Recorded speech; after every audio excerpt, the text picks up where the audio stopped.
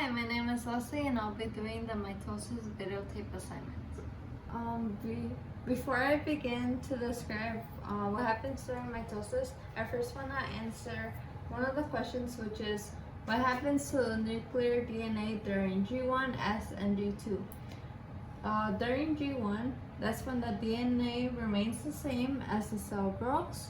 And then during the S phase, that's when the DNA is going to undergo replication and it creates identical copies of each chromosome, creating sister chromatids, kind of like this one.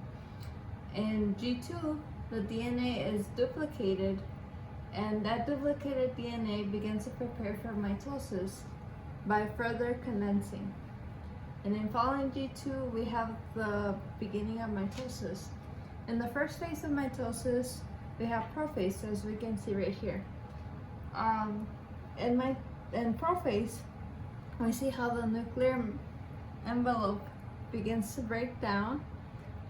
We also see how the chromosomes condense, becoming more visible. With the chromosomes here, we have the male and the female. And we also see how the centrosomes, which contain the centrioles, they divide before division, but in this process right here, we see how they're already divided and how they're starting to head towards the end of the poles. In the next phase, we have prometaphase. In the prometaphase, we see how the nuclear envelope disappears, and the chromosomes can be seen more as double structures, which we can see, and the centrioles reach the opposite poles, and the spindle fibers begin to form. And then in this next phase, we have metaphase. In metaphase, we see how the centromeres align along the metaphase plate, and the spindle fibers, they bind to the kinetochores, which are on the centromeres, and they cause the chromosomes to migrate towards the end of the poles.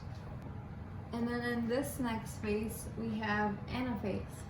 In anaphase, this is where the sister chromatids separate and the daughter chromosomes migrate to opposite poles. And then in this next phase, we have telophase. In telophase, we see how the daughter chromosomes reach the poles, and we also see how the nuclear envelope begins to reform. And then following telophase, we have cytokinesis. Cytokinesis in animals, they create a cleavage furrow, which helps to divide the cell into two. However, if you're looking at plant cells, we see how cytokinesis creates a cell plate along the cell's equator to separate the daughter cells. But in this case, we have an animal cell. So the cleavage furrow is created, and then it divides the cells into two. So then in the end of mitosis, we see how there's two identical daughter cells that are formed, and the daughter cells, they end up having identical DNA copies in each, and the chromosomes are uncoiled.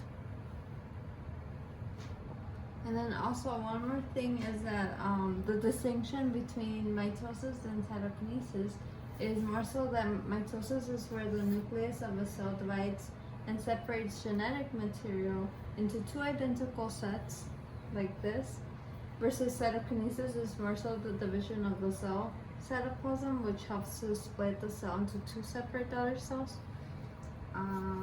And yeah, that's pretty much it. Thank you for watching.